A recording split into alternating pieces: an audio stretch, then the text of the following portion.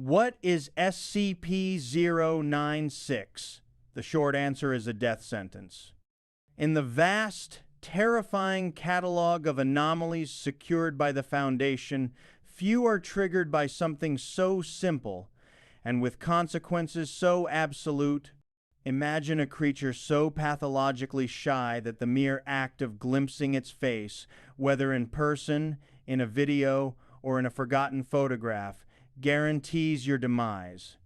An unstoppable, relentless hunter will awaken, and it will not cease its pursuit until it has reached you and torn you to pieces. It doesn't matter if you're at the bottom of the ocean or inside a fortified bunker, it seems to have an innate sense of your location. Today, we pull back the veil on the entity known as the Shy Guy to reveal the truth behind the lies and conspiracies surrounding the ultimate question: should SCP-096 be simply contained, or must it be destroyed? To truly understand the debate over its existence, you must first understand the subject itself. Officially designated SCP-096, it is a humanoid creature of unsettling proportions. It stands at approximately 2.38 meters in height, or close to 8 feet tall.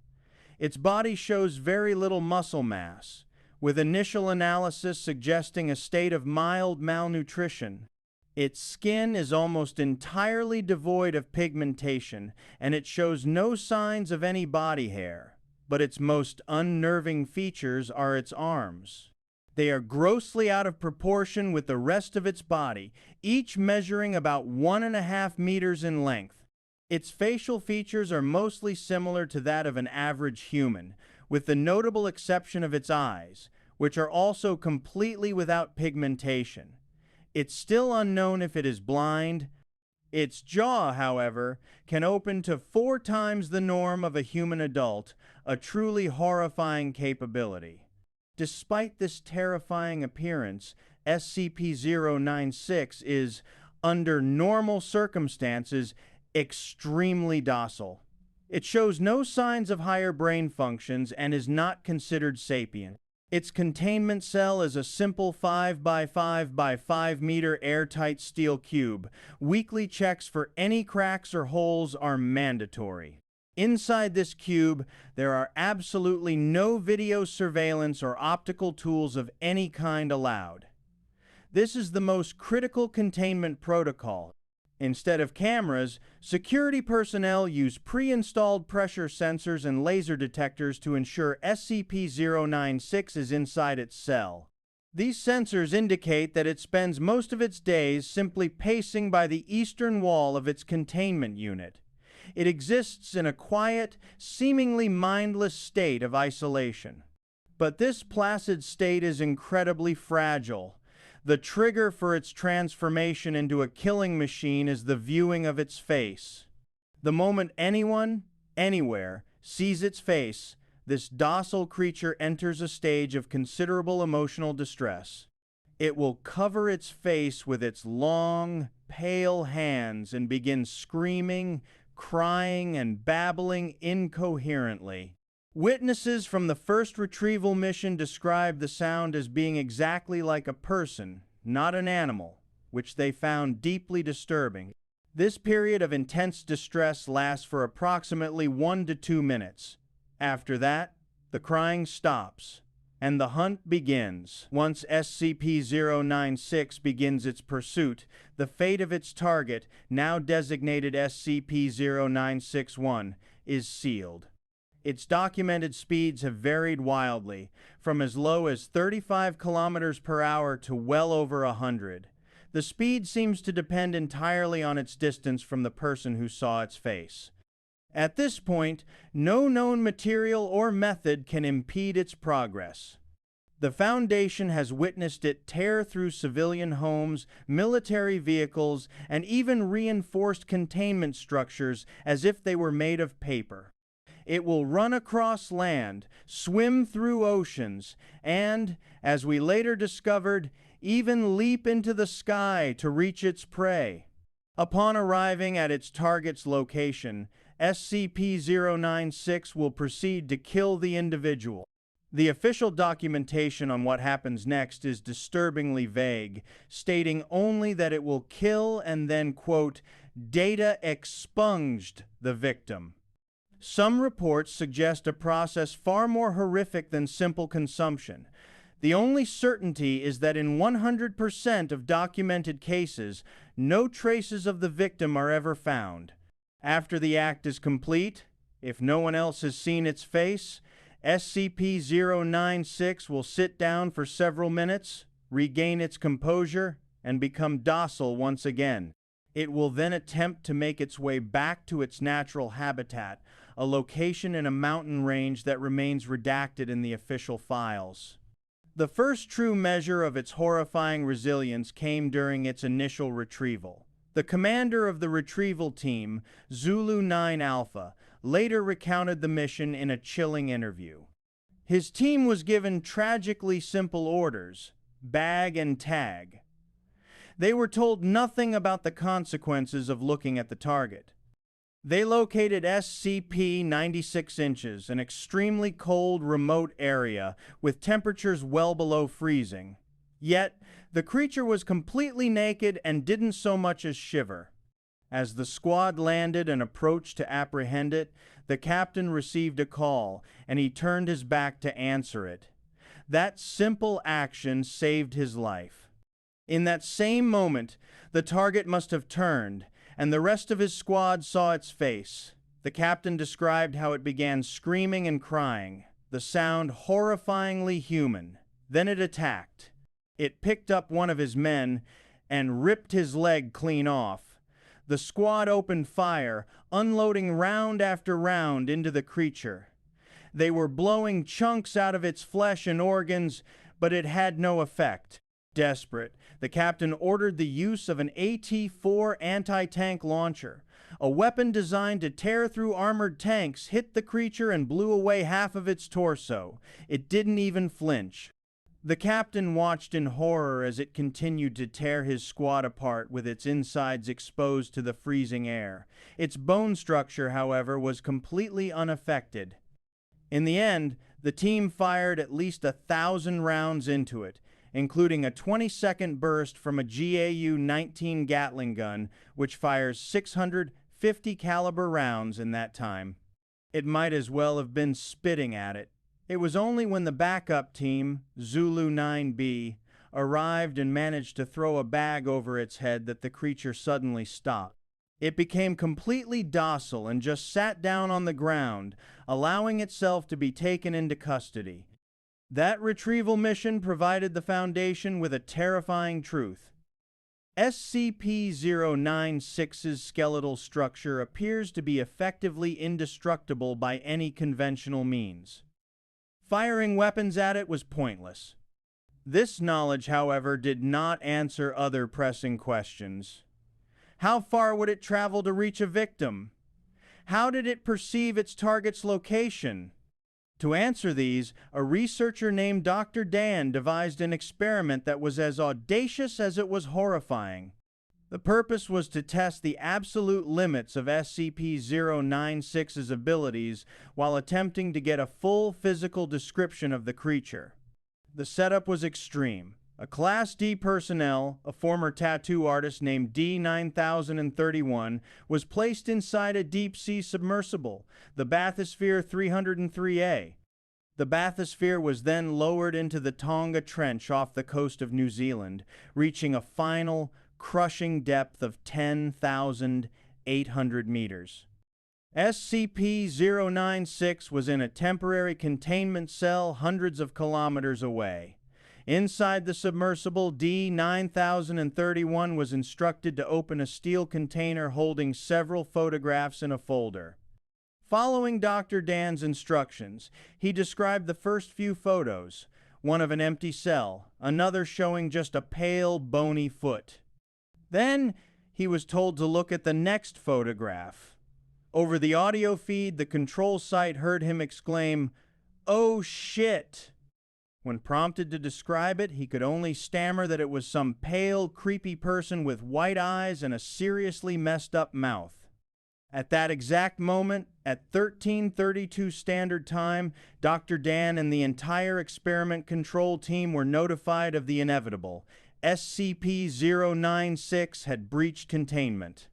The Foundation immediately went into high alert, clearing the fastest path to the target's location of all civilians and tracking SCP-096 via a satellite collar as it sprinted toward the coast. While the creature was running, Dr. Dan gave the D-Class a new task: to draw a sketch of the photograph he had just seen. For 20 minutes, as SCP-096 got closer and closer, D-9031 drew what he had witnessed. The finished sketch was placed into a watertight buoyancy container and released to the surface. 40 minutes passed. Satellite tracking confirmed SCP-096 had reached the D-Class's position and was now diving into the trench. The signal from its tracking collar cut out at a depth of 9,339 meters as the immense pressure destroyed the device. Inside the bathysphere, the camera began to shake. Through the viewport, the D-Class could presumably see the creature on the hull. His last words were a panicked scream. "Oh fuck, shit, shit, shit, what the fuck is that?" Then the feed went dead, as the hull of the submersible was torn open. The surface recovery team, Foxtrot 303A, recovered SCP-096 without any further incident. They also recovered the sketch. A quick test confirmed a critical piece of information. Viewing the artistic depiction of SCP-096's face caused no hostile reaction whatsoever. This experiment proved three things with terrifying clarity.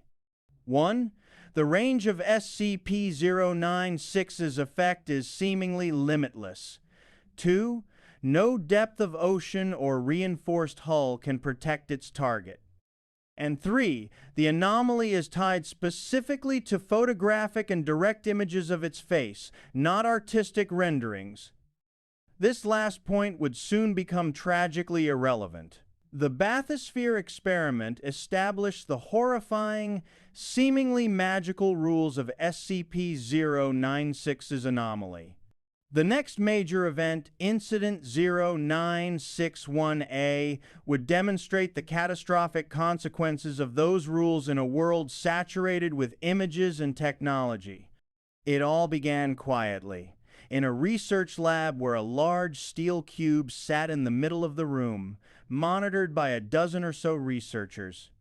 Inside a control booth, an operator was watching the readings from the various pressure and laser sensors inside the cube. Suddenly, the operator leaned forward, alerted to a change in the readings. 5 seconds later, a wall on the steel containment cube received a sizable dent, bending outward. The dent grew larger, the metal groaning under the strain, before it finally broke.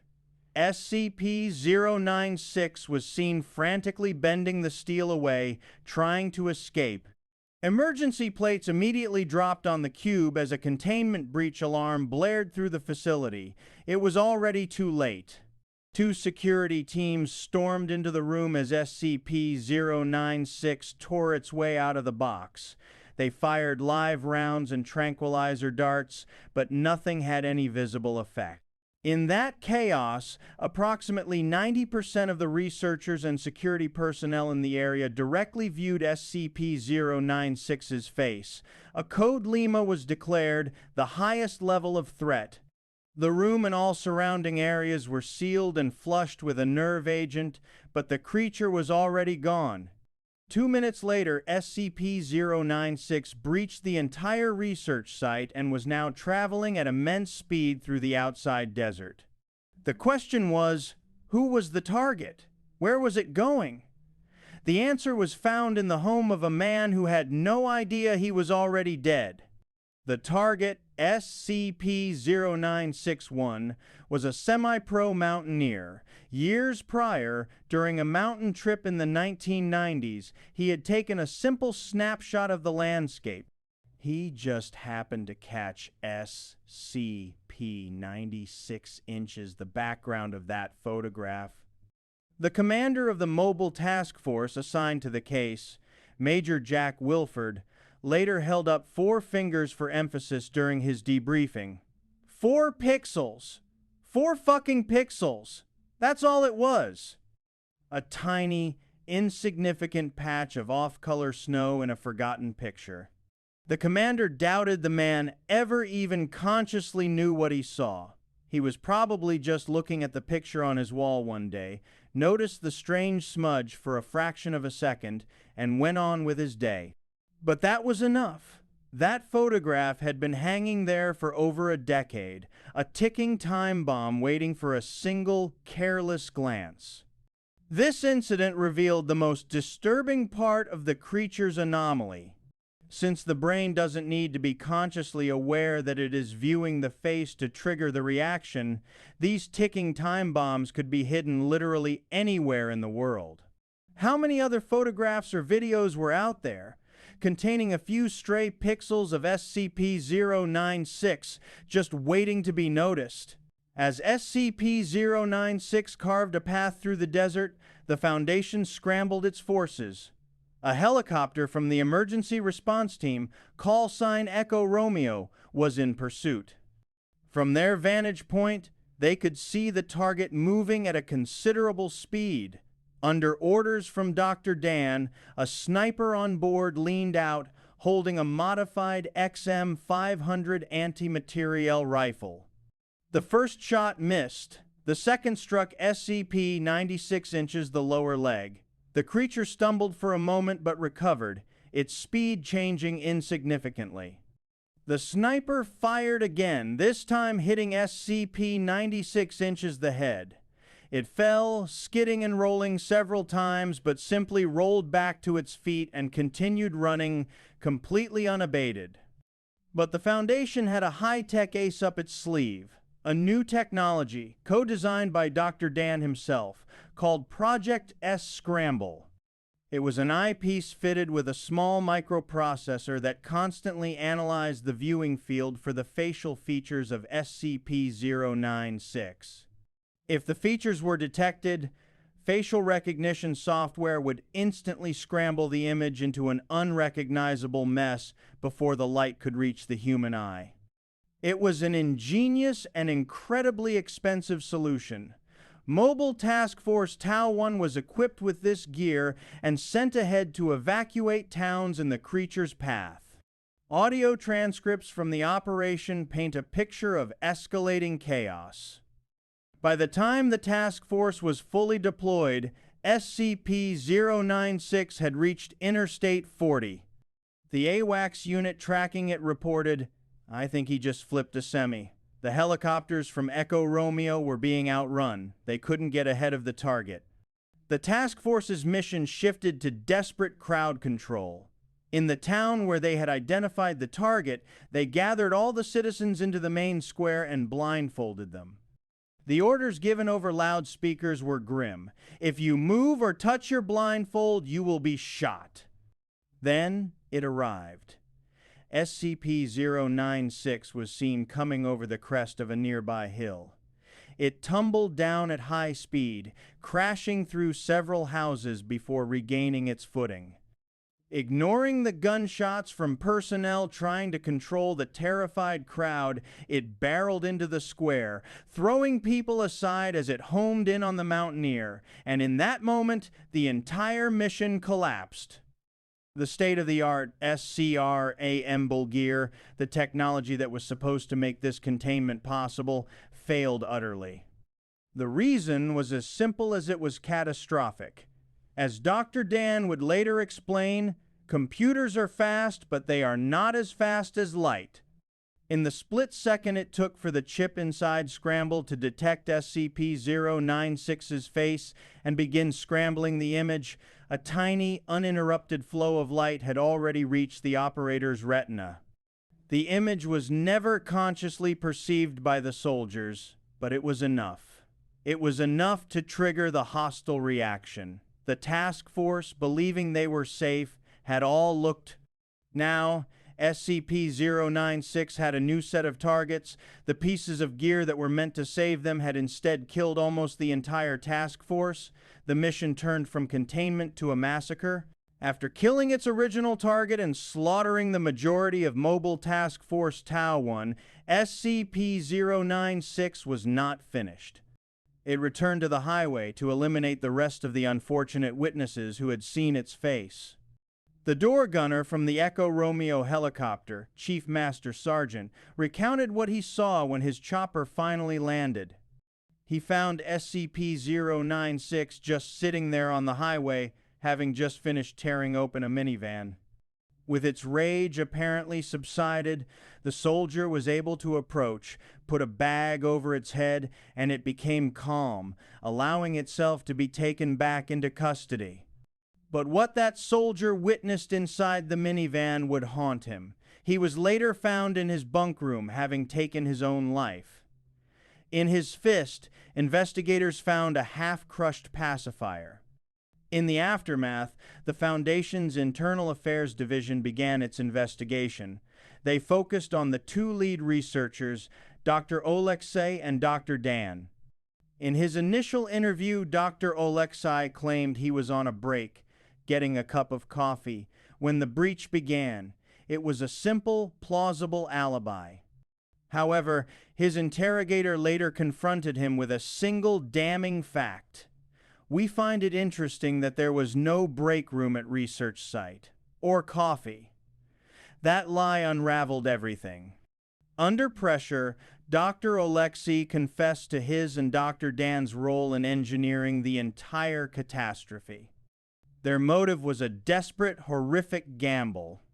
Both doctors were convinced that SCP-096 posed an existential threat, a ticking time bomb that, sooner or later, would be seen by thousands and trigger a world-ending chain reaction. They had repeatedly petitioned the O5 Council for its termination, but were denied. So they decided to show them. They orchestrated the containment breach to demonstrate the creature's full, horrifying potential, hoping the scale of the disaster would force the Council's hand. They sacrificed their own task force and countless civilians in the name of the greater good.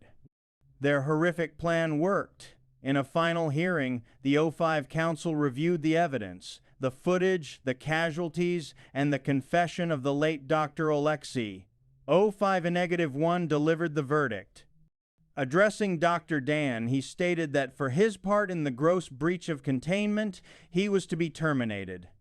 However, given the incident's catastrophic scope, the Council had also, finally, approved Dr. Dan's request for the termination of SCP-096. In a final, grim twist, the Council declared that due to the lack of personnel with an understanding of the creature, the termination itself would be entrusted to Dr. Dan. He would carry out the sentence on SCP-096 under heavy guard and the personal supervision of an O5 Council member, knowing that his own termination would be scheduled for a later date. Dr. Daniels then became a condemned man, spending his days in a cell. He was escorted to testing chambers to oversee the 27 attempts on SCP-096's life that were made over the following 6 months. Each attempt, directed by the man who set the creature free, ended in failure.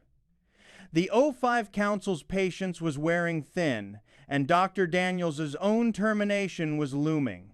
So, was SCP-096 ever successfully destroyed? The original author of the file never wrote a definitive termination log. Its ultimate fate remains one of the great unresolved mysteries of the Foundation, left to the myriad canons and stories that make up the SCP universe. This ambiguity has only fueled the discussions around it, especially concerning how it might interact with other anomalies. Perhaps the most famous theoretical matchup is SCP-096 versus SCP-173, the Sculpture. The question is a classic paradox. What happens when an unstoppable force meets an immovable object? SCP-173 is a statue that is completely inert so long as it is being watched, but the moment you break eye contact, it will snap your neck with incredible speed. SCP-096, on the other hand, becomes an unstoppable hunter when its face is seen. So what would happen? If the two were placed in a room together, SCP-173 would inevitably see SCP-096's face, triggering its rage state. SCP-096 would then charge at SCP-173 to destroy it. However, the moment it attacks, it would likely break direct line of sight. This would free SCP-173 to move and attempt to snap its neck. But we know from the initial retrieval mission that SCP-096's bone structure is seemingly indestructible. A neck snap would likely fail. This would probably result in an endless, violent stalemate, SCP-096 relentlessly attacking an unbreakable statue, which in turn would be unable to terminate the creature attacking it. It is this combination of horrifying certainty and fascinating mystery that makes SCP-096 one of the most enduring monsters the Foundation has ever contained. It is more than just a creature. It is a perfect representation of a uniquely modern fear. The idea that a stray image, a forgotten photograph hanging on a wall for years, or just 4 pixels on a screen can unleash an inescapable, unstoppable death is a horror born of the information age. It turns every camera, every computer, every phone into a potential death warrant. And so, the file remains open, and the questions linger, echoing the screams of its victims. What is this creature, really? A failed experiment? An ancient being? A physical manifestation of shame or agony? Why does it possess such an all-consuming hatred of being seen? We may never have the answers, and perhaps that is for the best. Because in the dark, quiet corners of the SCP universe, some faces are meant to remain unseen forever.